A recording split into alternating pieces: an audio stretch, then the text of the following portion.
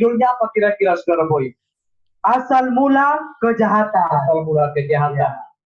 Saya berpikir kira-kira kejahatan ini datangnya dari mana? Jangan-jangan datangnya dari Saudara Boy, ya? Atau mungkin dari saya, atau mungkin dari kita semua. Untuk Bisa itu, jadi, ya, boleh jadi ya. Ya. Namun sebelum kita tiba kepada pembahasan kita pada malam hari ini, kami ingin ingatkan kembali kepada semua para peserta belajar Alkitab interaktif online. Apabila Anda punya pertanyaan, silakan di-chat secara langsung melalui aplikasi Facebook, YouTube, dan juga aplikasi Zoom. Iya, terima kasih. Sebelum kita memulai akan acara kita pada malam hari ini, belajar Alkitab interaktif online, kita akan sama-sama tunduk kepala dan kita berdoa. Bapa kami yang bersemayam di dalam takhta kerajaan surga, terima kasih Tuhan, pada malam hari ini kami kembali dipertemukan melalui aplikasi Zoom untuk mempelajari kebenaran firman Tuhan yang akan disampaikan oleh hamba Tuhan, Pendeta Rindu Hutapea. Tuhan, Engkau urapi dia dengan kuasa Roh Kudus-Mu, agar kebenaran firman Tuhan yang akan dia sampaikan dapat bermanfaat bagi pertumbuhan iman dan rohani kami. Kami hidup setia kepada Tuhan, melayani Tuhan, dan lebih daripada itu, kami mengambil keputusan untuk hidup bersama dengan Tuhan. Kami berdoa bagi semua para peserta yang sudah ikut bergabung melalui aplikasi Zoom, Facebook, dan YouTube. Kiranya urapan Roh Kudus Tuhan akan menyertai mereka senantiasa. Kami serahkan ibadah ini ke dalam tangan Tuhan melalui hamba-Mu Pendeta Rindu Hutapea. Awal, pertengahan, dan akhir semua terjadi menurut kehendak-Mu ya Bapa. Kami juga berdoa untuk signal dan juga peralatan yang kami pergunakan, biarlah semua Tuhan akan memberkati. Kehendak-Mu yang jadi Bapa, karena kami sudah berdoa hanya di dalam nama Tuhan Yesus dan Juru Selamat kami. Amin. Bapak Ibu saudara-saudaraku yang dikasihi oleh Tuhan, pada malam hari ini kita akan kembali kepada pembahasan yang ketiga ya. Pembahasan yang ketiga dengan judul Asal Mula Kejahatan. Dan sudah tentu ada beberapa pertanyaan yang akan juga langsung dijawab oleh hamba Tuhan Pendeta Rindu Hutapea. Untuk itu, mari kita siapkan hati dan pikiran kita untuk mendengarkan pembahasan yang akan disampaikan oleh hamba Tuhan Pendeta Rindu Hutapea. Shalom, selamat malam semuanya. Oke, puji Tuhan. Salam sehat, terus semangat. Ya, terima kasih Saudara Kanajo dan Saudara Boy yang begitu semangat dari Kupang yang memberikan satu sambutan kepada kita semua yang ada di Zoom ini. Dimanapun saudara berada, mari kita bersama-sama menyatukan hati kita, pikiran kita untuk belajar firman Tuhan. Tetapi sebelumnya, ada tadi malam yang bertanya. Dan malam ini saya akan menjawab pertanyaan itu. Saudara Puji ya bertanya sesuai dengan Kejadian pasal 3 ayat 8.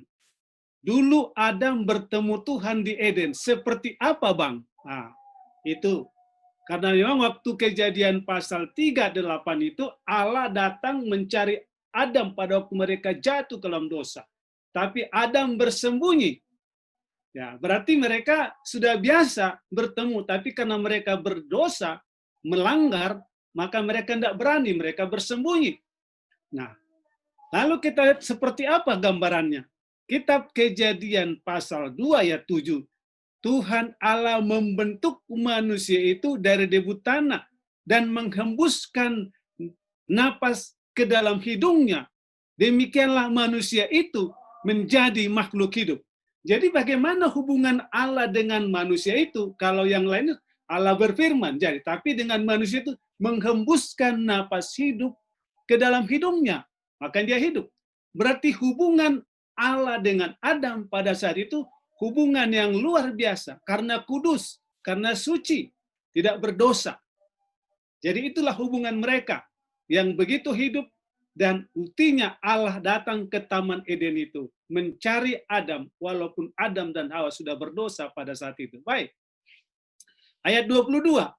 Dari rusuk yang diambil Tuhan Allah dari manusia itu. Bayangkan Allah mengambil rusuk Adam itu dan dibangunnya siapa? Seorang perempuan. Lalu dibawanya kepada manusia, kepada Adam. Saudara bisa bayangkan bagaimana Allah mengambil rusuk daripada Adam itu, lalu kemudian apa? Sedang tertidur, Adam itu, lalu kemudian diambil rusuknya, lalu kemudian dibentuk lagi seorang manusia, itu perempuan, itu Hawa, lalu diberikannya kepada siapa? Berarti begitu akrab, begitu dekat Allah dengan Adam pada saat itu, pada saat mereka diciptakan oleh Tuhan. Lalu kemudian Saudara Puji tanya lagi, apakah hal yang sama di sorga nanti? Apa hal yang sama di sorga nanti? Mari kita lihat. Ya, dalam 1 Tesalonika 4 ayat 17, demikianlah kita akan selama-lamanya bersama-sama dengan Tuhan. Oh, saudara-saudaraku, kita selama-lamanya bersama dengan Tuhan. Kita tidak lagi berpisah seperti sekarang ini. Ayat yang lain, Wahyu pasal 21 ayat 3. Lalu aku mendengar suara yang nyaring dari tahta itu berkata, lihat, Koma Allah ada di tengah-tengah manusia, dan Allah diam bersama-sama dengan mereka. Jadi Allah diam bersama-sama dengan mereka. Dengan mereka siapa itu? Mereka yang diselamatkan. Oh saudaraku, saya mohon, mari kita ada di dalamnya. Dalam mereka itu, ya, kita, Allah akan diam bersama-sama dengan kita. Di mana? Di tempat yang Tuhan sudah sediakan di surga. Mereka akan menjadi umatnya, dan Ia akan menjadi Allah mereka. Wah, jadi ini jelas Allah akan bersama-sama dengan mereka, akan bersama-sama dengan kita nanti di surga, saat kita tiba di surga, saat Yesus menjemput kita. Baik, terima kasih Saudara Puji. Lalu ada pertanyaan yang lain lagi dari Facebook. Pertanyaannya, mengapa Yesus duduk di sebelah kanan Allah Bapa, bukan Elia dan Henok? Nah, maaf saya tidak bisa jawab ini, karena Alkitab tidak memberikan jawabannya. Saya coba cari mengapa. Ya, saya hanya bisa jawab itu hak prerogatif Tuhan. Ya, kenapa bukan Elia, kenapa bukan Henok? Ya, nah itu saya tidak bisa jawab. Kenapa? Karena sekali lagi Alkitab tidak memberikan satu jawaban atau informasi kenapa Allah menempatkan Yesus di sebelah kanannya sesuai dengan yang kita baca tadi malam, yaitu dalam Ibrani 12 ayat yang kedua.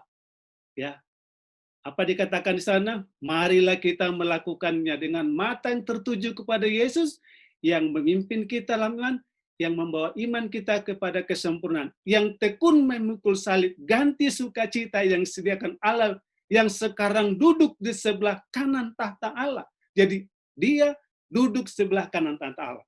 Lalu pertanyaannya, apa kerja Yesus ketika duduk sebelah kanan Allah? Apa kerjanya? Hanya duduk-duduk saja? Nah, saudara, kalau itu ada jawabannya dalam Alkitab. Jawabannya dalam Alkitab, apa jawabannya?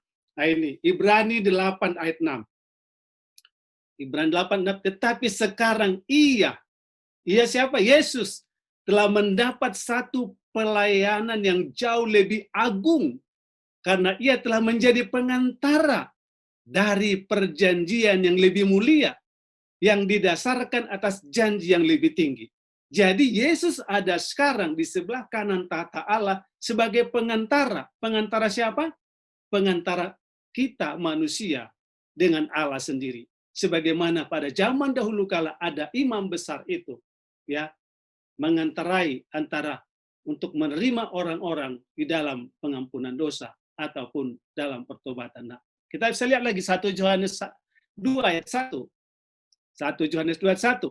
Anak-anakku, hal-hal ini kutuliskan kepadamu, ya, supaya kamu jangan berbuat dosa. Namun jika seorang berbuat dosa, kita mempunyai seorang pengantara pada Bapa, Yesus Kristus yang adil. Wah. Jadi saudaraku, siapa yang tidak berdosa di antara kita sekarang ini? Kita semua berdosa. Tapi kalau kita berdosa dikatakan, maka apa yang terjadi? Kita mempunyai seorang pengantara kepada Bapa, Yesus Kristus. Kenapa dia jadi pengantara? Karena dia sudah mati di kayu salib, menebus saudara. Ya. Dia mati karena dosa saudara. Dan saat saya datang kepada dia memohon pengampunan, saya diampuni. Yesus berkata kepada Bapa, darahku sudah tercurah kepada dia, saya mengampuni dia, terimalah dia. Wah, luar biasa. Tanpa Yesus yang sudah mati di kayu salib, yang sekarang ada di sebelah kanan tahta Allah itu, menjadi seorang pengantara kepada Bapa. Untuk apa? Untuk memberikan kita, yaitu solusi atas dosa dan pengampunan. Dan dia memberikan pengampunan. Dan rekomendasi yang sangat kuat, darahnya, darahku tertumpah untuk dia. Saudara yang kasih dalam Tuhan, terima kasih kepada Yesus yang mau menjadi pengantara antara kita. Itulah tugasnya. Bayangkan berapa ribu manusia setiap hari berdosa. Tapi setiap kali saudara datang, saya datang, minta ampun kepada Bapa melalui Yesus Kristus, maka kita akan diampuni. Itulah pekerjaan Yesus Kristus sekarang yang duduk sebelah kanan tahta Allah, sesuai dengan firman Tuhan ini. Baik, terima kasih pertanyaan ini, kiranya bisa memberikan satu solusi di dalam hati saudara yang memberikan pertanyaan. Tetapi kalau saudara masih belum merasa puas, boleh menghubungi mungkin Bapak Pendeta yang ada dekat dengan keluarga ataupun jemaat saudara, bisa memberikan pertanyaan atau memberikan pertanyaan lain kepada. Tapi malam hari ini yang kita dapat berikan. Baik, kita malam ini kita lanjutkan akan pelajaran kita. Tadi sudah disampaikan bagaimana kita belajar ya dari mana asal mula kejahatan. Sehingga di dunia sekarang ini ada kejahatan dan di mana-mana ada kejahatan. Mari kita berdoa. Bapa di sorga, kami berdoa kepadamu pada malam hari ini untuk belajar firman Tuhan, menyatakan kebenaran, menemukan kebenaran, di mana Tuhan melalui firman-Mu kami akan belajar bersama-sama. Kami menemukan sumber daripada kejahatan yang ada di dunia ini, supaya kami dapat mengerti bahwa Allah adalah sumber pengasihan dan berbelas kasihan. Terima kasih Tuhan, firman-Mu akan menerangi hati kami, karena kami mohon di dalam nama Yesus Tuhan dan Juru Selamat kami. Amin. Baik. Pada malam hari ini, kita dituntun untuk mengenal, mengetahui asal mula kejahatan. Walaupun diciptakan dalam keadaan sempurna, tadi malam kita pelajari Allah itu Allah yang penuh kasih. Allah menciptakan dalam sempurna. Dalam gambar Allah serta ditempatkan di lingkungan yang sempurna, Adam dan Hawa menjadi pelanggar. Bagaimanakah perubahan yang radikal ini mengerikan itu terjadi? Dan saudaraku yang kasih dalam Tuhan, ini merupakan sebuah pertanyaan yang sangat-sangat kita perlu mengerti, sehingga kita tidak mempersalahkan Allah yang tadi malam kita sudah belajar bahwa Allah itu penuh kasih. Tapi kenapa ada kejahatan? Kita akan lihat dan kita akan belajar. Betul, ya. Kasih dasar pemerintahan Tuhan. Kasih adalah dasar prinsip yang mendasari pemerintahan Tuhan di sorga dan di dunia ini. Kalau kasih adalah dasar pemerintahannya di sorga dan di dunia, kenapa ada kejahatan? Baik. Hukum kasih menjadi dasar pemerintahan. Kebahagiaan semua makhluk cerdas tergantung pada kesesuaian mereka atas azas kebenaran agung itu. Dengan kata lain, Allah itu penuh kasih. Kalau kita menuruti sesuai dengan asas-asas kasih itu dan kebenarannya, maka tidak akan terjadi kejahatan. Tetapi karena tidak sesuai dengan asas-asas kasih itu dan kebenaran itu, makanya terjadi ya kejahatan. Dan siapa yang jadi provokatornya? Ya, Siapa yang menjadi provokatornya? Siapa yang menjadi orang, ya, oknumnya yang tidak mau menyelesaikan diri atas rencana Allah, atas dasar kasih Allah itu? Dia tidak setuju. Baik.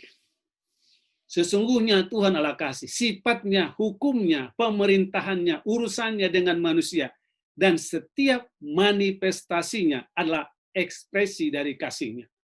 Nah, saudaraku, kalau orang yang penuh kasih itu kira-kira mudah marah nggak ya? Mudah tersinggung nggak ya?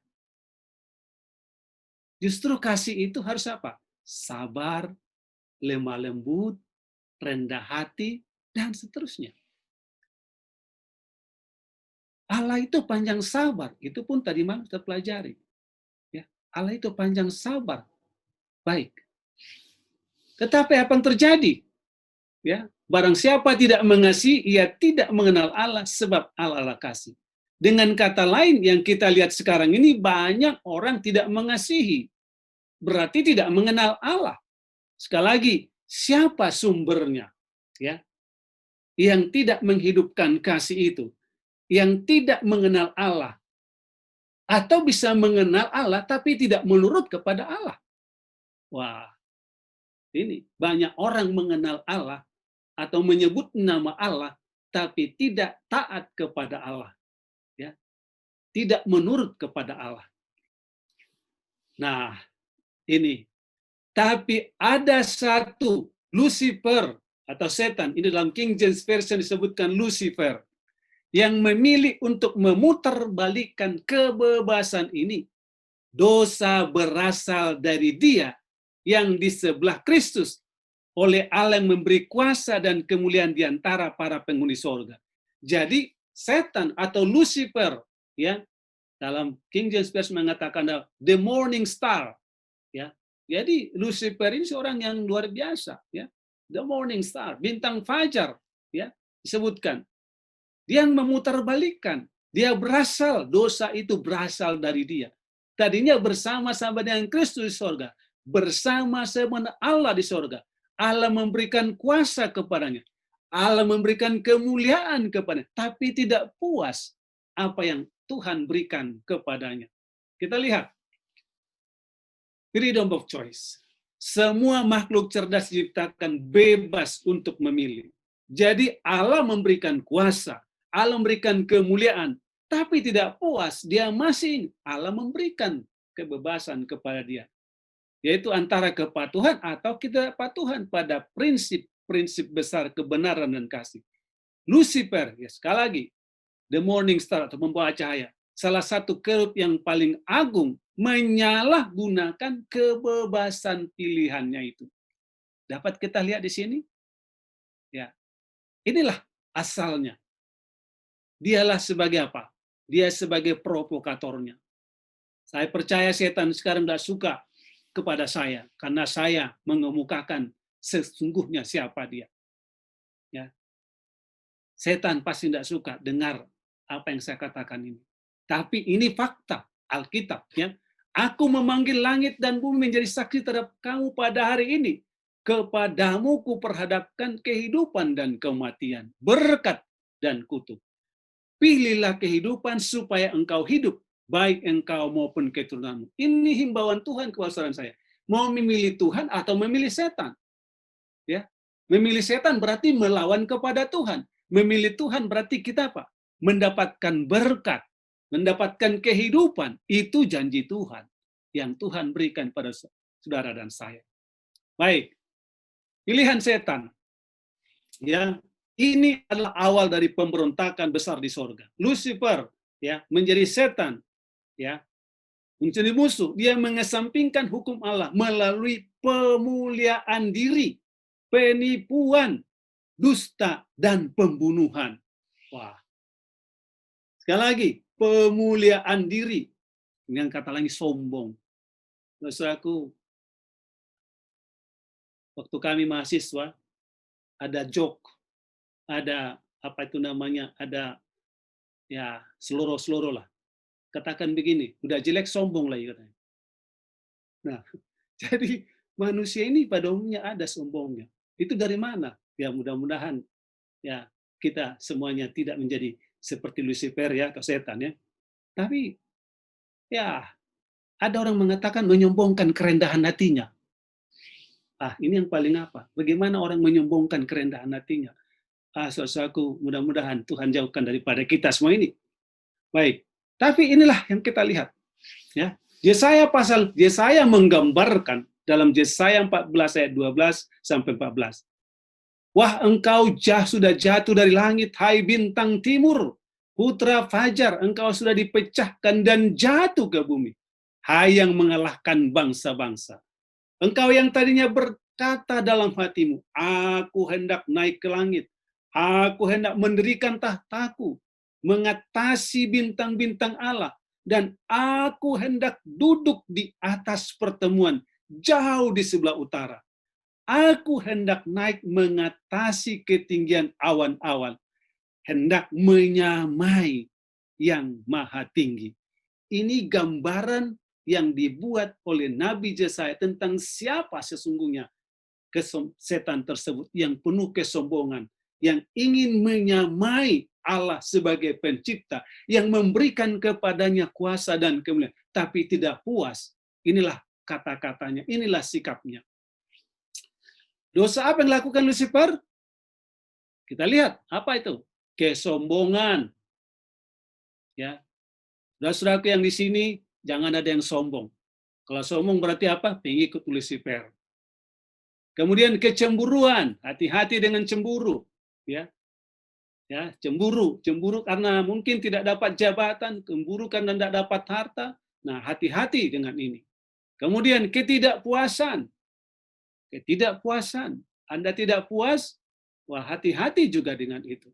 Ya, apa yang terjadi kepada Kain dan Habel ialah kecemburuan dan ketidakpuasan, sehingga Kain membunuh adiknya itu Habel karena kecemburuan dan ketidakpuasan. Keinginan untuk menyamai Allah, wah ini yang luar biasa, keinginan untuk menyamai Allah. Nah, inilah yang dilakukan oleh setan atau Lucifer. Lucifer memutuskan untuk menggulingkan Tuhan dari tahtanya agar semua makhluk menyembahnya. Agar semua makhluk menyembahnya. Dia tidak puas, hanya jabatan yang Tuhan berikan kepada dia. Dia mau mengambil alih kekuasaan Allah tersebut. Sementara dia hanya ciptaan, Allah sebagai pencipta. Baik, bagaimana setan meneruskan pekerjaan pemberontakan?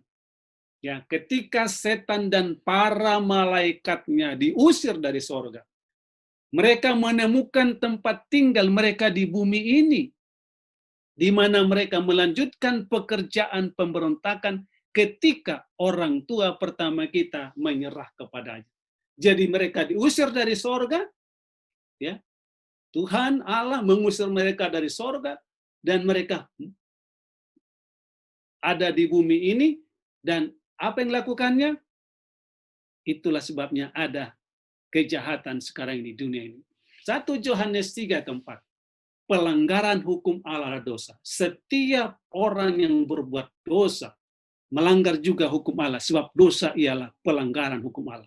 Allah memberikan hukum, aturan, di mana aturan itu untuk sebagai bukti kasih Allah. Karena Yesus pernah mengatakan, jikalau engkau mengasihi aku, turutlah segala perintahku. Jadi kasih kepada Allah itu dibuktikan mulai penurutan. Tapi saat kita melanggar perintah Tuhan itu, kita berarti memberontak kepada Tuhan, melawan kepada Tuhan. Baik, Matius 13 ayat 24-28. Musuh Allah menaburkan benih kejahatan di ladang dunia ini. Pada waktu Yesus ada di dunia ini, Yesus membentangkan sebuah perumpamaan, dan lagi kepada mereka katanya, hal kerajaan sorga itu seumpama orang yang menabur benih yang baik di ladang.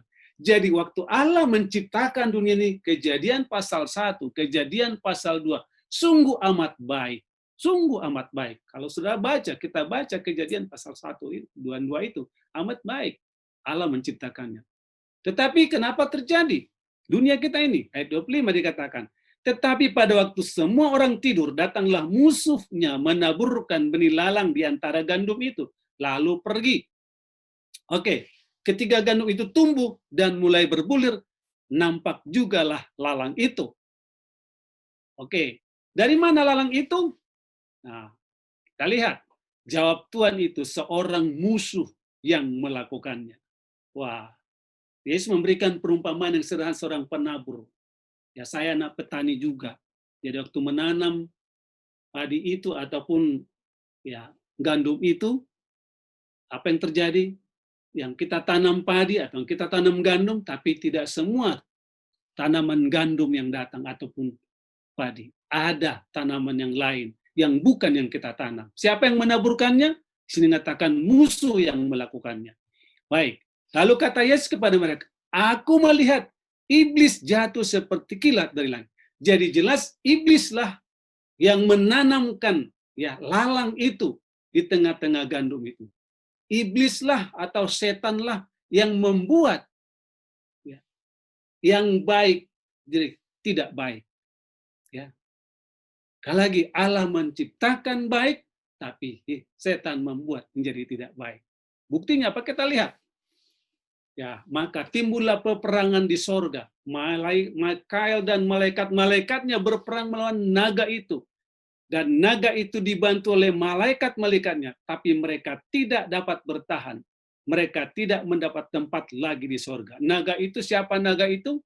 Ya, dan naga besar itu, si ular tua, yang disebut iblis atau setan, yang menyesatkan seluruh dunia, dilemparkan ke bawah. Ia dilemparkan ke bumi bersama-sama dengan malaikatnya. Jadi, sudah jelas buat kita, wah, iblis, si ular tua atau naga itu atau setan itu, dialah yang datang ke dunia ini dan dialah yang membuat masalah. Dialah yang membuat provokator kejahatan sehingga dunia kita sekarang ini penuh dengan kejahatan dan penderitaan. Yeskel pasal 28 ayat 12, malaikat yang indah menjadi sombong. Jadi salah satu setan itu, Lucifer itu atau iblis itu adalah seorang malaikat. Gambar dari kesempurnaan engkau, penuh hikmat dan maha indah. Kuberikan tempatmu dekat kerub yang berjaga, di gunung kudus Allah yang berada. Engkau berada. Lalu engkau tak bercela dalam tingkah lakumu sejak hari penciptamu sampai terdapat kecurangan padamu. Jadi kita lihat di sini, Yeskel menggambarkan bahwa setan itu diciptakan dan tidak ada terdapat kecurangan pada waktu diciptakan. Tidak bercela. Tapi apa yang terjadi? Engkau sombong karena kecantikanmu, hikmatmu. Kau musnahkan demi semarakmu. Sombong. Karena apa? Karena kecantikanmu. Wah, saudaraku. Jadi hati-hati ya kalau sombong, kalau apa cantik ya, jangan jadi sombong ya. Ataupun kan pintar, jangan jadi sombong juga. Karena semua itu apa? Itu dari Tuhan. Allah yang memberikan. Ini menjadi apa? Jangan seperti yang disebutkan oleh ayat ini. Baik, ke bumi yang kau kulempar. Gambaran kejatuhan setan. Wah, engkau sudah jatuh dari langit. Hai bintang timur, putra fajar, engkau sudah dipecahkan dan jatuh ke bumi. Hai yang mengalahkan bangsa-bangsa. Engkau dipecahkan ke bumi. Ya, jatuh ke bumi. Nah, saudaraku, saat ini kalau kita lihat apa yang terjadi, setan itu berusaha karena memang dia merasa sudah apa? Sudah tidak comfortable lagi. Dia mencari melakukan sesuatu untuk bisa diakui karena yang tujuannya itulah. Tujuannya untuk apa? Mencari popularitas, mencari pengaruh yang dengan cara yang tidak wajar, ya, dengan cara yang tidak wajar. Nah, saudara yang kasih dalam Tuhan, inilah dia, engkau yang tadinya berkata dalam hatimu, aku hendak naik ke langit, aku hendak mendirikan tahtaku mengatasi bintang-bintang Allah, dan aku hendak duduk di atas bukit pertemuan jauh di sebelah utara. Aku hendak naik mengatasi ketinggian awan, hendak menyamai yang maha tinggi. Nah ini, sekali lagi, luar biasa, cita-citanya, ambisinya. Wah, saudaraku, Hati-hati kalau saudara punya ambisi, tapi ambisi untuk menjatuhkan orang. Ya. Ambisi untuk apa? Untuk mencari posisi. Seperti apa? Seperti setan. Kalau ada ambisi untuk melayani jadi berkat, puji Tuhan. Tapi kalau ambisi untuk menjatuhkan orang, mencari kedudukan, untuk mencari popularitas, hati-hati. Hati-hati. Kita menjadi alat atau menjadi sama seperti setan untuk mencari kesombongan dan menjadi sombong. Baik, bagaimana manusia dapat jatuh? Kejadian 1 ayat 27 sampai 6. Menurut gambar Allah diciptakannya dia, laki-laki dan perempuan, Allah memberkati. Jadi Adam itu adalah patron daripada Allah. Ya, diciptakan mereka sama seperti. Karena kalau kita baca, marilah kita menciptakan Allah seperti apa? Rupa kita. Itu Tuhan katakannya. Kejadian 1 ayat 31. Maka Allah melihat segala yang dijadikannya itu sungguh amat baik. Itulah penciptaan. Nah, sekarang kita lihat sesudah Lucifer, setan, iblis itu ada di dunia ini, apa yang dilakukan? Adapun ular ialah yang paling cerdik dari segala binatang di darat yang dijadikan oleh Tuhan. Ular itu berkata kepada perempuan itu. Ular di sini digunakan oleh setan sebagai mediator. Ya, karena dia yang paling apa? Paling cerdik. Nah, saya salah satu juga binatang saya sukai ular karena itu warna-warnanya bagus-bagus. Ada warnanya seperti batik, ada warnanya macam-macam, luar biasa memang warna ular ini. Dan cantik-cantik ular ini. Nah, setan menggunakan ular itu karena memang kecantikannya dan kecerdikannya. Nah, salah tidak heran memang setan menggunakan itu. Apalagi bisa berbicara. Ular itu berkata kepada tentulah Allah berfirman, semua pohon dalam taman jangan kamu makan buahnya, bukan? Coba, makan apa mereka? Tapi itulah membuka satu pikiran, membuka satu nuansa, pola pikirnya, bahwa mengatakan dilarang semuanya. Berarti mereka makan apa? Itu satu apa? Satu pola pikir yang ditantang oleh setan.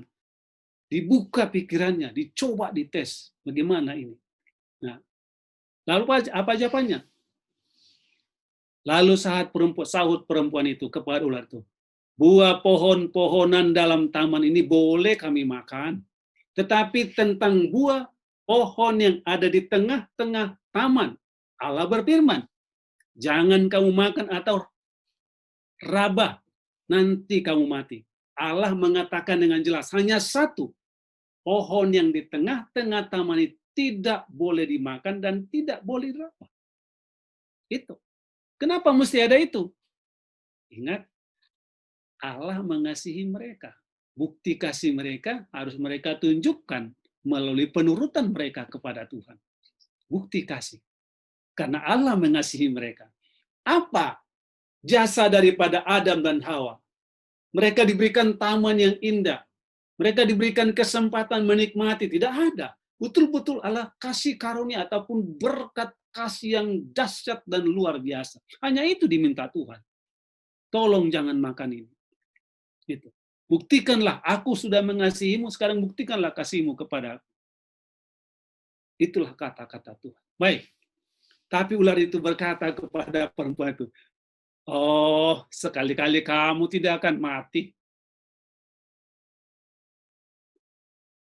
Hawa mengatakan, kalau Tuhan mengatakan, apa yang disampaikan Tuhan disampaikan oleh Hawa kepada ular itu. Kami tidak boleh jangan, tidak boleh makan. Lalu, ular itu mengatakan, sekali-kali kamu tidak akan mati. Lalu diberikan apa lagi? Tetapi Allah mengetahui bahwa pada waktu kamu memakannya, matamu akan terbuka. Dan kamu akan menjadi seperti Allah. Tahu tentang yang baik dan yang jahat. Oh, apa benar ini? Apa betul ini? Tuhan mengatakan kalau kalian makan ini, jamaah itu kami makan. Tapi ular mengatakan tidak mati. Lalu dikatakan apa? Kami akan jadi seperti Allah. Ingat, ambisi setan ialah akan sama seperti Allah. Dia mau seperti Allah, bahkan dia mau memerintah. Itu yang ditawarkan oleh siapa? Itulah tipuan daripada setan. Kepada siapa? Kepada Adam dan Hawa. Oke, Tuhan berfirman, nah, dalam bahasa ini, you shall surely die. Ya. Hanya satu kata ditambahkan. Coba perhatikan sana, setan mengatakan, Tuhan mengatakan, you shall surely die. Tapi setan katakan apa? You will not surely die. Hanya hati-hati kalau satu kata yang ditambahkan. Hati-hati. Ini setan ini. Hanya satu kata ditambahkan. You will not surely die. Tuhan katakan, you shall surely die. Dan dikatakan lagi apa? You will be like God. Kamu akan sama seperti Allah. Oh, saudaraku, kalau seandainya saudara tawarkan sekarang, kamu akan sama seperti seorang penguasa di dunia ini. Kamu akan menjadi kaya raya seperti ini. Wah, mungkin juga telinga saudara akan besar, ataupun, wah, bagaimana itu ya? Apa ditawarkan kepada saudara? Dan itu ditawarkan oleh apa? Ditawarkan oleh setan kepada Yesus dalam Matius pasal 3 ayat 9. Kalau kamu menyembah aku, kamu akan kuberikan dunia ini. Yesus katakan apa? Nyala engkau iblis. Setanmu juga bisa menawarkan kepada saudara kekayaan, jabatan, tapi sembah dia. Saudara mau sembah dia? Pilihan Anda. Tapi yang Tuhan minta, kita menyembah dia, menyembah Tuhan. Iblis adalah pendusta. Wah. Yohanes 8:44, iblislah yang menjadi bapamu, dan kamu ingin melakukan keinginan-keinginan bapamu. Ia adalah pembunuh manusia sejak semula dan tidak hidup dalam kebenaran. Sebab di dalam dia tidak ada kebenaran. Apabila ia berkata dusta, ia berkata atas kehendaknya sendiri. Sebab ia adalah pendusta dan bapa segala dusta. Apakah benar Adam dan Hawa tidak mati? Mati. Sementara Yesus mengatakan apa? Kamu tidak akan mati. Kamu tidak akan mati. Tapi buktinya Adam dan Hawa mati. Tapi yang luar biasanya sekarang ini, saudaraku, hati-hati juga kalau ada orang mengatakan, oh rohnya ada di mana-mana sekarang. Oh hati-hati. Jadi waktu saya masih ingat itu dulu, saya punya opa meninggal. Lalu opa ini meninggal, itu dinding, waktu itu rumah kami itu dinding papan. Lalu dijebollah dinding papan ini, digergaji. Dari sanalah dikeluarkan apa? Peti jenazah opa ini. Lalu saya tanya, kenapa demikian? Supaya nanti malam dia jangan balik ke sini, katanya. Dari mana? Saya masih kecil waktu itu. Masih kelas 1 SD. Saya tanya itu, kan ada pintu. Kenapa tidak keluar dari pintu sini? Oh, dikatakan dari pintu sini dia sudah biasa dari sini. Nanti bisa datang di sini, nanti bisa digedor-gedor katanya pintu ini. Jadi, ajaran setan sekarang ini bahwa manusia yang mati itu bukan mati, masih hidup. Ajaran setan juga mengatakan bahwa manusia yang mati bisa berinkarnasi. Oh, saudara-saudaraku, mungkin waktu yang lain kita akan belajar bagaimana tipuan-tipuan setan ini. Tidak seperti itu, saudaraku. Orang mati itu ada pelajarannya khusus nanti. Kita lihat. Buktinya yang jelas, Adam dan Hawa mati. Perempuan itu melihat bahwa buah pohon itu baik untuk dimakan dan sedap kelihatannya. Lalu pohon itu menarik hati mereka. Ya, menarik hati karena memberi pengertian. Lalu ia mengambil dari buahnya dan dimakannya dan diberikannya juga kepada suami yang bersama-sama dengan dia, dan suaminya pun memakannya. Wah, setan berhasil menipu akan Adam dan Hawa. Fakta sesudah mereka makan buah itu, maka terbukalah mata mereka berdua dan mereka tahu bahwa mereka telanjang. Lalu mereka menyemat daun pohon ara dan membuat cawat. Kejadian 3, mereka bersembunyi. Kenapa mereka bersembunyi? Mereka takut kepada Tuhan. Mereka sudah melawan, mereka malu kepada Tuhan.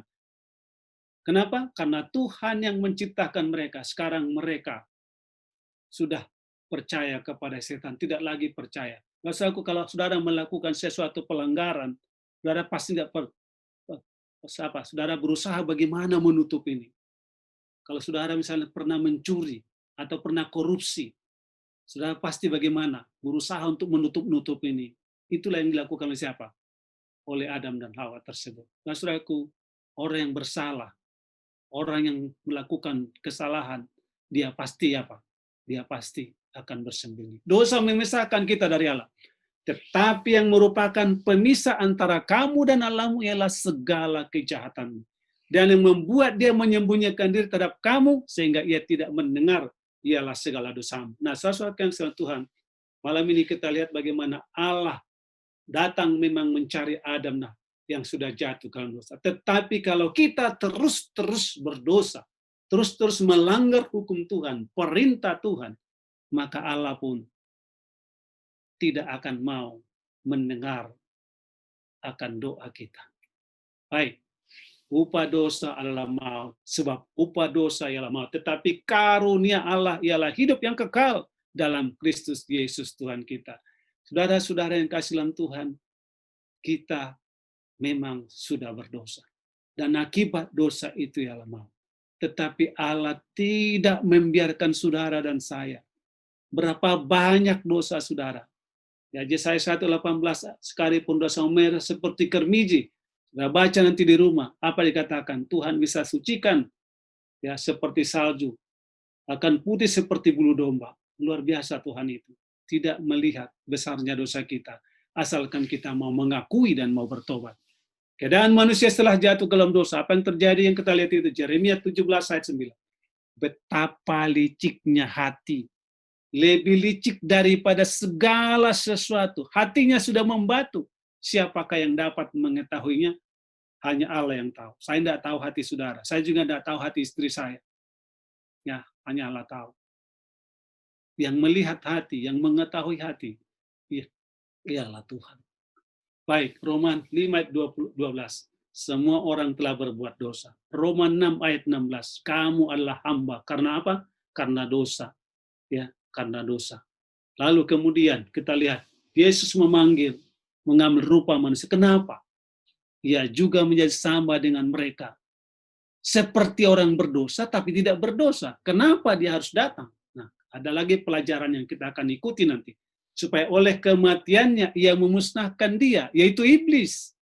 Supaya dengan jalan demikian ia membebaskan mereka yang seumur hidupnya berada dalam perhambaan oleh karena takutnya kepada maut. Supaya ia mendamaikan dosa seluruh bangsa. Nah, saudaraku, akibat dosa itu kejahatan, kematian. Ya. Tetapi Allah yang penuh kasih itu memberikan solusi melalui Yesus Kristus. Yesus menebus kegagalan Adam. Karena satu orang, yaitu Yesus Kristus. Oleh satu perbuatan kebenaran, semua orang beroleh pembenaran untuk hidup. Oleh kekuatan satu orang, semua orang menjadi orang benar. Itulah Yesus Kristus. Saat kita berdosa, saat manusia berdosa, ya, oleh karena dosa Adam, kita keturunannya semua berdosa. Tetapi satu orang, Yesus Kristus, sebagai juru selamat, sebagai penebus, walaupun kita sudah berdosa, kita datang kepada Dia, mengakui kita orang berdosa, dan mau bertobat, maka apa yang terjadi? Dia dapat menebus kita dan menyelamatkan kita. Yesus memberi kasih karunia, dan oleh kasih karunia telah dibenarkan dengan cuma-cuma karena penebusan dalam Kristus Yesus. Kristus Yesus telah ditentukan Allah menjadi jalan pendamaian karena iman dalam darahnya. Karena iman dalam darahnya. Kenapa darah Yesus tercurah di kayu salib? Karena darah adalah kehidupan. Manusia mati oleh karena dosa. Yesus mati karena dosa, tapi Yesus mati bukan karena berdosa. Yesus mati karena dosa saya.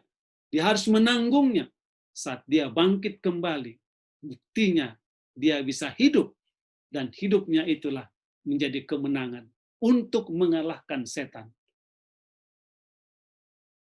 Dan kita memiliki kekuatan pengharapan yang pasti.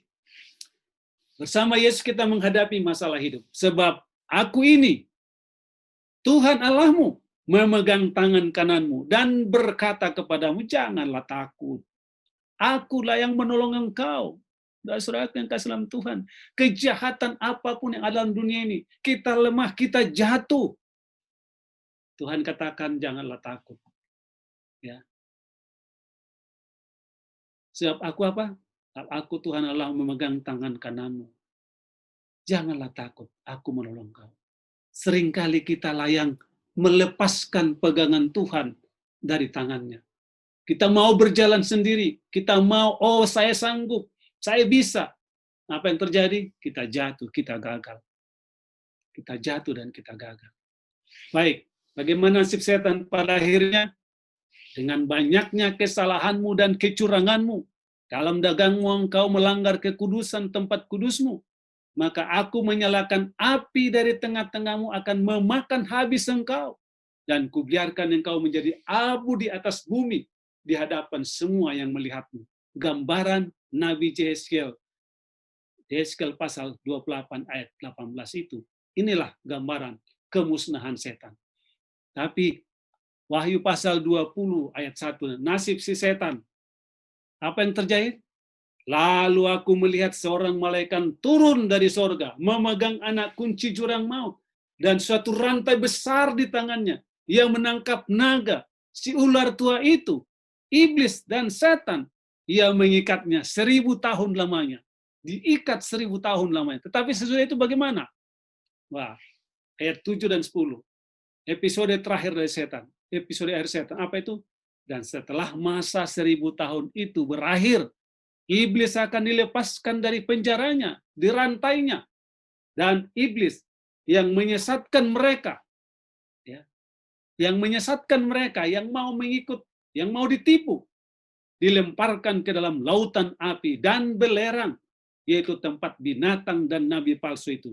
Dan mereka disiksa siang dan malam sampai selama-lamanya. Wah, mungkin sudah boleh selama-lamanya. Selama, saudaraku, kalau saudara melihat kayu dibakar, kayu itu kan mengalami proses terbakar sampai menjadi abu. Jadi maksudnya di sini sampai menjadi abu. Selama dia masih ada harus menjadi abu.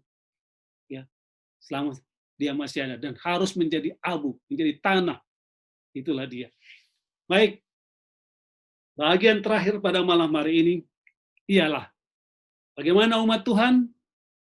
Saya percaya mau mengajak saudara pada malam hari ini sebagai umat yang mau menerima Tuhan, yang mau percaya kepada Tuhan, yang mau mengandalkan Tuhan. Dengarlah suara Tuhan.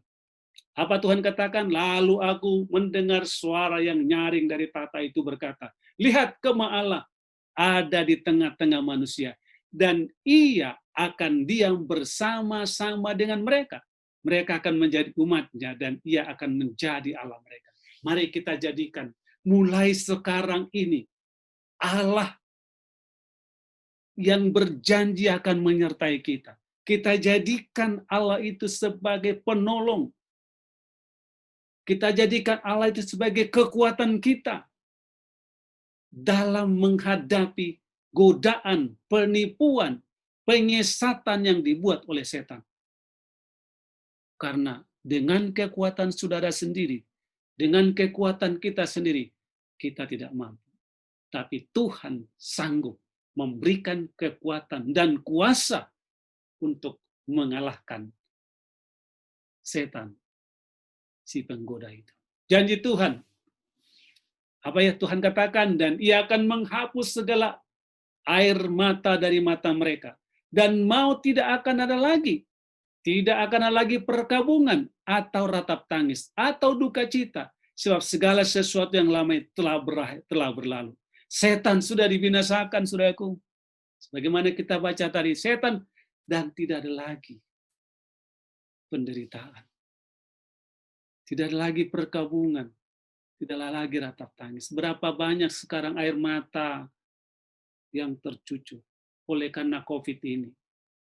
Berapa kali kita harus berpisah dengan orang-orang yang kita kasihi, orang tua kita, keluarga kita. Tetapi saat Tuhan Allah membinasakan setan, si pembinasa itu, atau si pencoba itu, si membuat kejahatan itu, maka kita akan kembali mengalami sukacita yang luar biasa di dalam kasih Tuhan. Dan untuk berapa lama? Untuk selama-lamanya. Baik, janji Tuhan, Ia yang duduk di atas tahta itu berkata, lihat, aku menjadikan segala sesuatu baru. Dan firman-Nya, tuliskanlah, karena segala perkataan ini adalah tepat dan benar. Nah, saudaraku, percayalah kepada Tuhan, percayalah kepada firman-Nya, dan Dia sudah mengatakan, tuliskanlah, karena segala perkataan ini adalah tepat dan benar. Segala firman Tuhan ini, segala perkataan firman ini dituliskan, itu adalah benar. Mari kita percaya, mari kita terima janji Tuhan ini. Mari kita aminkan dalam kehidupan kita. Dengan kuasa Tuhan, dengan pertolongan Tuhan, Tuhan akan memberi jaminan yang pasti.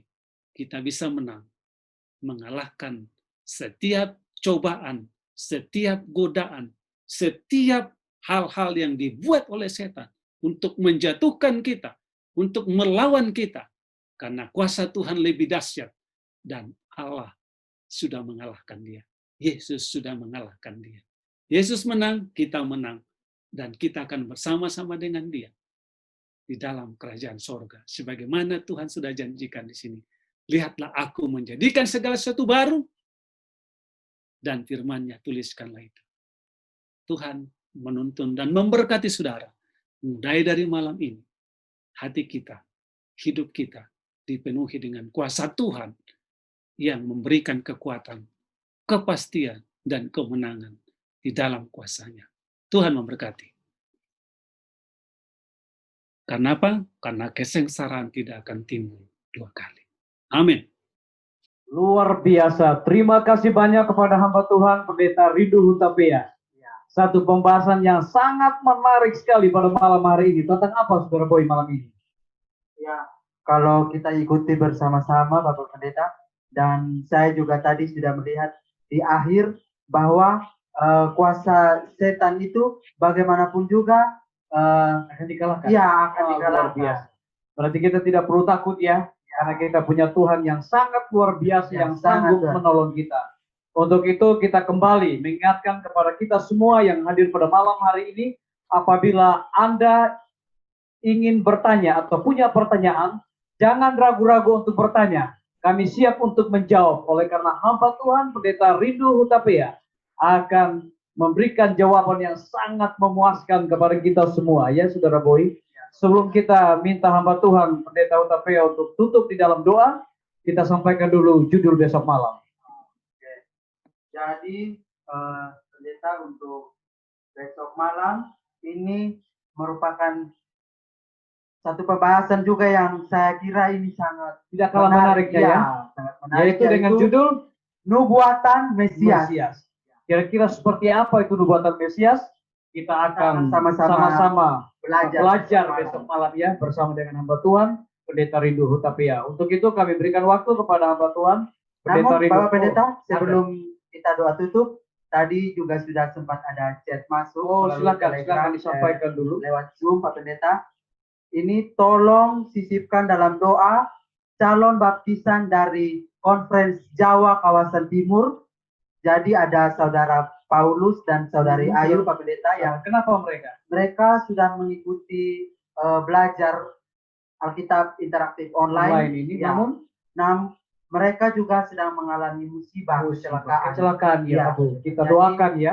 Kita doakan. Kita minta hamba Tuhan Pendeta Rindu Hutapea untuk pimpin di dalam doa. Mari kita berdoa. Allah yang kami sembah dan muliakan, Allah yang bertahta di sorga, tapi berkuasa di bumi, kami memuji nama Tuhan. Tuhan, apa yang kami pelajari malam hari ini, setan sebagai sumber kejahatan, tapi Tuhan yang penuh kuasa di dalam Yesus Kristus sudah mengalahkan setan. Dan janji-Mu kepada kami akan memberikan kami pertolongan, memberikan kami kekuatan, memberikan kami kuasa untuk sanggup mengalahkannya. Oleh sebab itu Tuhan, kami serahkan hidup kami kepada Tuhan. Peganglah tangan kami masing-masing Tuhan. Biarlah kuasa Tuhan itu melindungi kami, menyertai kami, membimbing kami. Biarlah iman kami percaya sungguh-sungguh kepada Tuhan. Apapun ujian, apapun cobaan, apapun dusta yang dibuat oleh setan kepada kami tidak akan mau mempercayainya. Karena kami hanya percaya kepada Tuhan. Terima kasih Tuhan, janji-Mu menjadi bahagian kami. Untuk menuntun kami bertumbuh dalam iman, setia kepada Tuhan, hanya menyembah Tuhan dalam kehidupan kami. Karena Tuhan memberikan kami kuasa dan kemenangan dan keselamatan. Kami berdoa pada saat ini, mendoakan saudara Paulus dan juga temannya. Tuhan, oleh karena sesuatu yang terjadi, Tuhan, hamba berdoa, biarlah tangan kasih Tuhan memulihkan mereka kembali. Tuhan tahu mereka berada di mana, tapi kasih Tuhan, kemurahan Tuhan, pertolongan Tuhanlah menyertai mereka. Terima kasih Tuhan, doa kami mohonkan kepadamu, dan hidup kami serahkan kepadamu. Tangan Tuhan yang berkuasa melindungi kami, memelihara kami, dan dikedangkan dari sorga tangan-Mu untuk mencurahkan berkat-Mu. Berkat sukacita, berkat damai sejahtera, dan kebahagiaan di dalam hati kami oleh karena firman ini menjadi bahagian hidup kami, di mana kami berkenan di hati Tuhan. Dalam nama Yesus kami berdoa. Amin. Terima kasih banyak kepada hamba Tuhan, Pendeta Ridho Hutapea yang sudah pimpin kita di dalam doa dan juga doa berkat sekaligus kepada kita semua. Dan juga terima kasih banyak kepada semua para peserta yang sudah bergabung pada malam hari ini. Kami kembali mengajak kepada kita semua untuk kita kembali bertemu pada besok malam dengan satu topik yang sangat luar biasa. Untuk itu kami dari studio mau mengucapkan selamat malam. Tuhan Yesus memberkati kita semua. Salam.